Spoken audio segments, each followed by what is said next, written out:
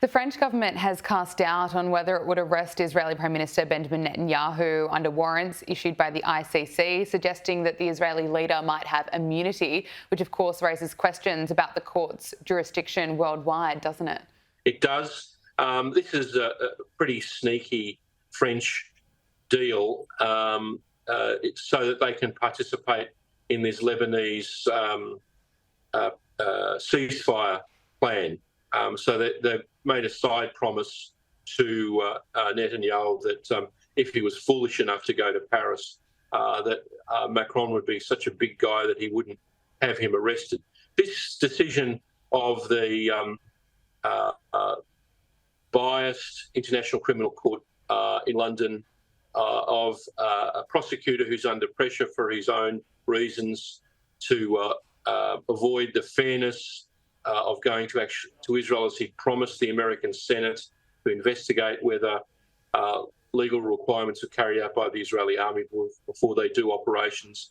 The French promise carries little weight or little benefit for any of us who are concerned that the International Criminal Court was established for third world countries where the rule of law was not extant. So in Israel, you've got a vibrant, feisty Supreme Court. You've got a parliamentary system.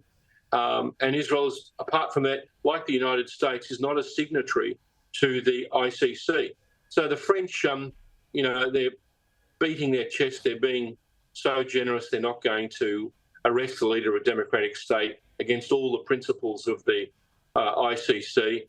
Eventually all of the stories of this will come out. Amal Clooney and all of the advisors of the International Criminal Court are severely biased against Israel, as their pre-existing statements showed.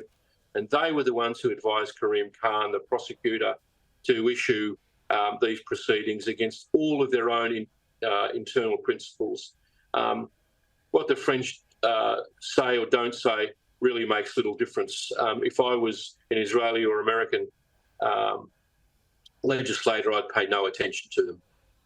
US President-elect Donald Trump has announced that he's nominating loyalist and retired General Keith Kellogg as his Ukraine envoy, charged with ending the 2.5-year Russian invasion, I should say. How do you see this playing out?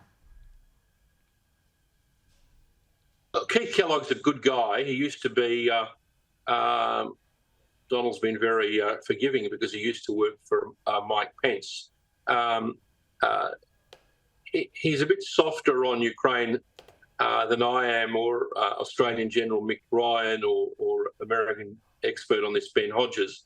But the Americans are going to have a very difficult time because they think they can solve this very quickly. But the problem is Mr. Putin will not be happy just to stay on the borders of Ukraine that he's achieved now, ruining cities in the Donbass and in the land corridor between Mariupol and Kherson to the edge of Crimea.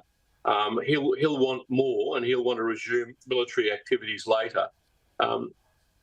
If General Kellogg can do some kind of holding agreement where the Russians keep the Donbass but give up the land corridor between Mariupol and Kherson, giving the Ukrainians back the use of their coast on the Sea of Azov, that would be a good development. I don't think Donald Trump is going to react well to the millenarianism, the sort of crazy view that Russia has a right to conquer states in Eastern Europe. He won't stop Mr. Putin, and I don't think even he'll be testing Trump every way he can from the minute he gets in on. I wish General Kellogg good luck. Michael Danby, thank you so much for joining us on Power Hour. Appreciate your time. Thanks very much.